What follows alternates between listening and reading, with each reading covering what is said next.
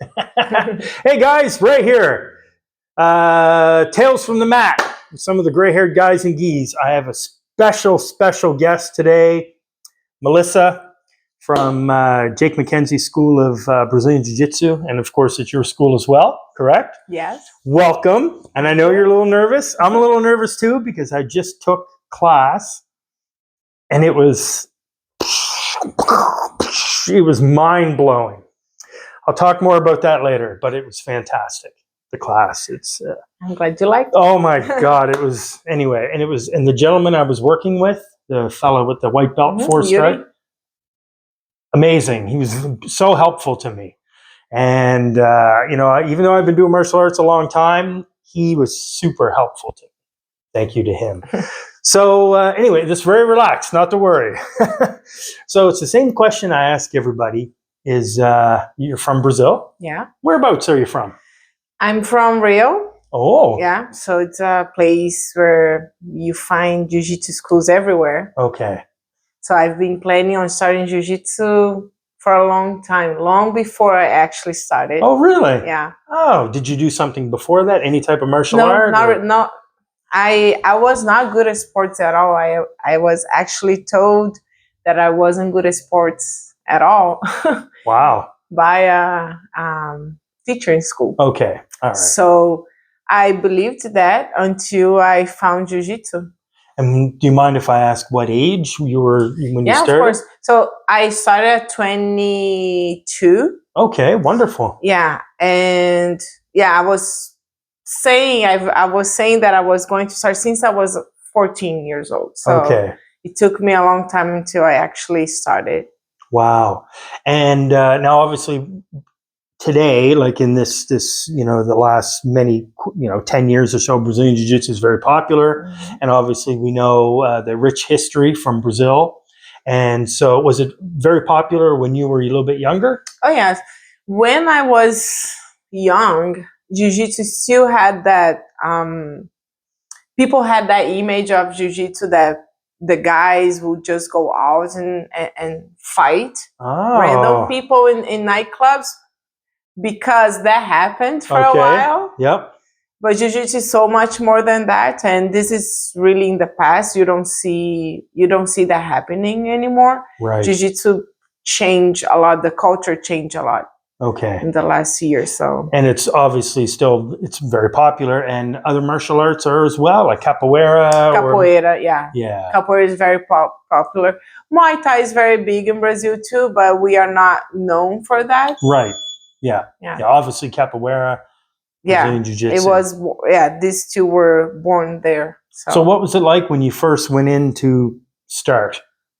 So I actually started Jiu-Jitsu because, one, I was looking for something for me to, I felt that I need to find some sport, some activity, and I never liked working out and all of that. But on top of that, I had a situation where I realized that I needed to learn some self-defense. So I was trying to find something. I was between Muay Thai and Jiu-Jitsu, and a good friend of mine started Jiu-Jitsu 2 months before I started, and she kept inviting me to join her. And I did, and I fell in love with Jiu-Jitsu. Oh, was there many schools around your area, or did you have to travel far? No. No? There were schools that were actually closer to my house than the one I ended up going, but the one I went was a 15-minute walk. Oh, okay. Yeah. So I guess, where did you start? Where GF team. Okay, so you've been there. That's your main school. It's the only team I've been part of. Oh, okay, wonderful. Mm-hmm. And the head instructor there, or? At the time, it was José Varela. Now he has a school in Minnesota. Right. And Márcio Tubarão, he still owns the gym. Of course, they were under Julio César Pereira, the GF team owner. I read a lot about him. I love history like you. Mm-hmm. So I studied his history right back. Because I think they're like a non-Gracie lineage. Yes, that's where he's from. Okay. Yeah. Yeah. And it was so fascinating, the history that they went back through. Sorry to interrupt you. No. I love history just like you do. Yeah, so I was lucky. Well, of course, at the same time, I met Jake. That was during when I was thinking about joining Jiu-Jitsu. That's when I met Jake, and he used to train at GF Team headquarters, which Oh, I is see. like 15 minutes from where I live by car. Right.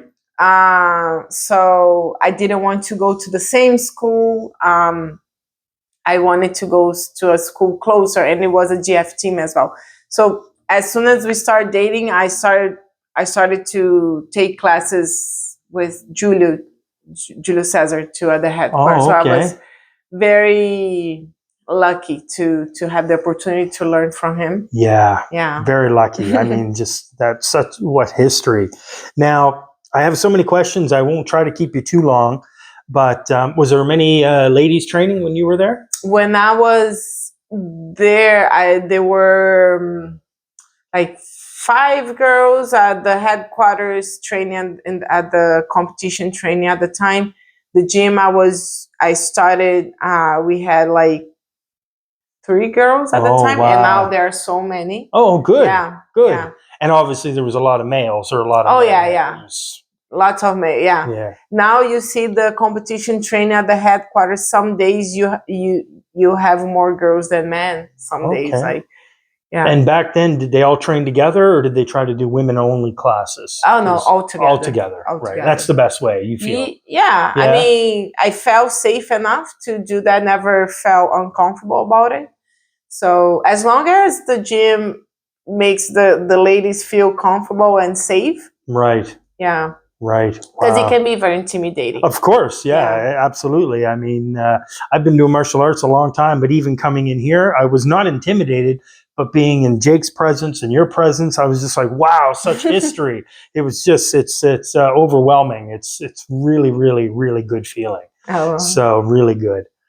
And then, so obviously you have your black belt as well. And, did you do a lot of competitions were you encouraged to do competitions or something you decided to do? Jake never put any pressure on me about competing. So I didn't start competing until I was 26. Okay. Yeah. And I wanted to, I think because I was around professional competitors for so long. Yeah. That it felt natural. And I started competing and I really enjoyed it. And I still compete. Of course, living here, having the gym makes my competition career slow down a little. But every time I go to Brazil, I try to do at least one tournament. Wow. I just came back from there and I did win a tournament there. Yep. And I'm planning on the next one. So okay. Yeah. Wow. As you can see, I don't have questions. Everything is in here. It's just things I like to ask. So, do you remember your very first tournament? Yes. Like, how you felt? And I mean, we all feel nervous. I used to compete years ago in judo and stuff, but we all feel nervous. I was never at your level, but you remember your first tournament? Of course. Yeah. It was an in-house tournament. Okay. It was, my friend told me, oh, there will be an in-house tournament tomorrow at this gym. It wasn't a GF Team gym. It was so I was an outsider. Right. And he was like, I think there's one girl there. I think she's your size. Well, when I got there, I just got my blue belt. She was a purple belt, and she was at least 2 weight divisions heavier than me. Yep. And she had at least 40 tournaments. And I had no experience at all. So I had a great time. I just remember this feeling of out of my body experience. It was really weird. Like, it was I can't forget that feeling. Was after the tournament you couldn't hear things. Oh yeah. You couldn't visualize. Exactly. Yeah, I think everybody should experience that. Yes. Yeah, that happened when I did I used to be a kickboxer competing. And when at my first tournament, my first kickboxing match, after I couldn't hear anything, I couldn't see anything for probably 20 minutes. I was just like, yeah, it's very weird, right? Yeah. You reach another level of, I don't know. I don't even know what that is, but it's something else. That's true. And of course, the more tournaments you do, everybody's always a little bit nervous for sure. But it becomes a little bit easier for you now, or? I still get super nervous. Yeah. Of course, with the experience, you learn how to control your emotions and how to be a little colder when you're Right. in the middle of the fight Yeah. and think more strategically. Sorry. No, it's okay. So I think that's what you gain with experience, but I think I will always get nervous before competing. Of course, that's a good thing. It's good. Yeah, it's yeah, good exactly. it's the fight or You need flight is what adrenaline. they call it. Yeah. The fight or flight syndrome. So you're either going to fight or compete, or you're going to go no. Exactly. Did other ladies in your group compete as well? Or Where here? Like, no, sorry, in the school you were when you first started training. Oh yeah, not the one I started training, but at GF team, all of them, because the class I attend there, the session I attend is competition only. Right. So all the ladies there are competitors. Some of them are the best competitors in the world right now. Wow. So there was no. You always had training partners. Yes. Yeah. Yes. Yeah. And it's really good because now there are so many girls. There are girls every level, every weight division. So it's always good. It's never, you don't feel like, oh, I wasted my time coming here because there's no one for me to train with. Right. Or I have to roll with people that are so much heavier than me that it's not even like, sometimes your body can take if you're training hard every day. But That's now right. when I get there, there's always people that are very technical, very, very good to train with. I guess from a history standpoint, because I like history as well, I said that many times. Of course, here in, say, like Canada, we'll talk specifically about Nova Scotia, we were introduced through obviously the UFC and Hoist Gracie and the Gracies, and that's all anyone ever knew until through more research and magazines, we realized that there's more than just Gracie Jiu-Jitsu. And so, but when you were living in Rio, was that a big thing, sort of Gracie schools and other schools, not so much competing against each other, but I don't know, maybe not so much who was better, but come train with us, or when I started, or things might be different because it's such a, Yeah, I know way before I started, like there was a bigger tension between the teams, especially Gracie Barra, but with time, like you have these schools in Brazil that from time to time it will change, like the one that is doing better for some time, and then they have their main competitors, but it's not so much as come train with us, it's more about how well we do in tournaments. So let's say, okay, I'm afraid to give names. But that's okay. That's all right. Like, let's say Nova União and Keep talking. Game Fight. These are very big gyms in Rio that they're always like, and this is good too because it makes all the competition scene feel more exciting too, right?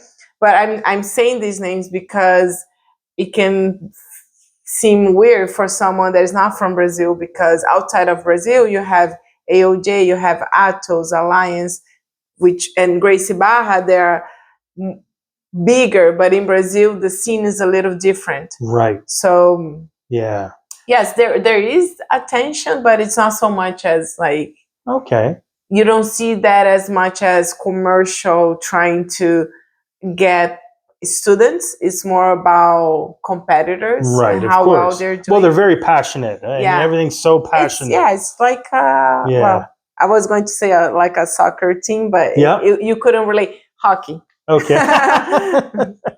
That is true. Is Brazilian Jiu-Jitsu different in Brazil than it is, say, here? We'll talk about Nova Scotia. Obviously, you have yourself and Jake, who've spent 15, 16 years in Brazil. So, I mean, even just coming in tonight, the feel of this place is totally different than I've ever been in. And in a good way. It's just, most people here tonight case you didn't know, most people were speaking Portuguese. I felt like I was in Brazil. I didn't know what was going on. I was like, where am I at? Oh, there's Lady Hammond Road. I'm safe. But it was just the atmosphere was so magnetic. It was just very, very good. But I guess my question is, I mean, we have a lot of Brazilian Jiu-Jitsu schools in Nova Scotia. I think I keep track of them all. I think we have 27 or 28 within Nova Scotia. And we have 90 black belts now. Before there was none, of course. And then there was one or two. And most of the students that are local can trace their sort of lineage back to one or two people that started here. But we have 90 black belts now in Nova Scotia. Sorry, my question is, it's different, correct? It in is. Brazil than here? It is. I think the main thing. You can be honest. No. It's not about being better or worse. It's just different because our cultures are different. Right. So the way we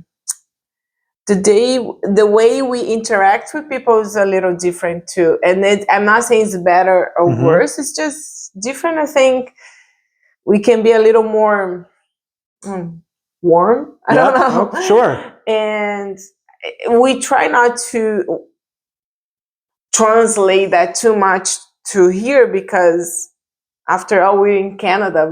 We're not in Brazil. But it's impossible not to put our aspects here too. I think that's what so many people enjoy as well, because I come from a different martial art, like a traditional martial art. So when I first started learning like Japanese style jiu-jitsu back in 1975, 76, everything had to be Japanese. I had to try to speak Japanese. I wanted to have Japanese posters. I wanted to go to Japan. And I find that there's been a big trend. A lot of people want to learn more about Brazil. They want to maybe learn to speak the language, eat the food, and enjoy the culture. And I think that's with any martial art. If you're familiar, like if you're learning a Chinese martial art, you want to learn the Chinese history. If you're learning a Filipino martial art, you want to learn about the culture and history. And I think that's really important personally. But I also find there's people that they come twice a week and they go home and they don't think about it. So I love it that there are so many students here that don't speak a second language, not even French, and they're trying to learn Portuguese. It's amazing. I kept saying that Duolingo probably don't know what's going on, that in Nova Scotia all of a sudden so many people are studying Portuguese.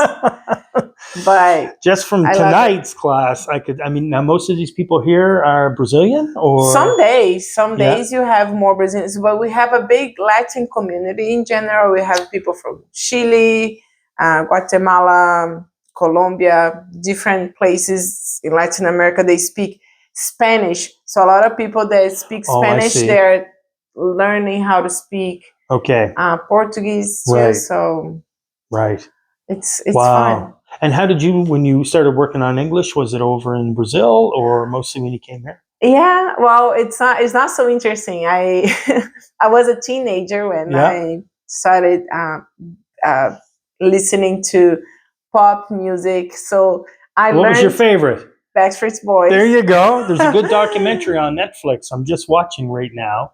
About the Netflix. Pop. I watch it. Yeah. I just started it. It's really good.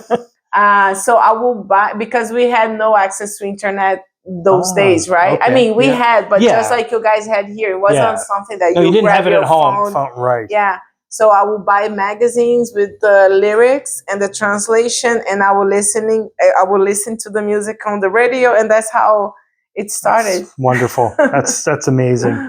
I mean, and when you go to a different country, it's challenging.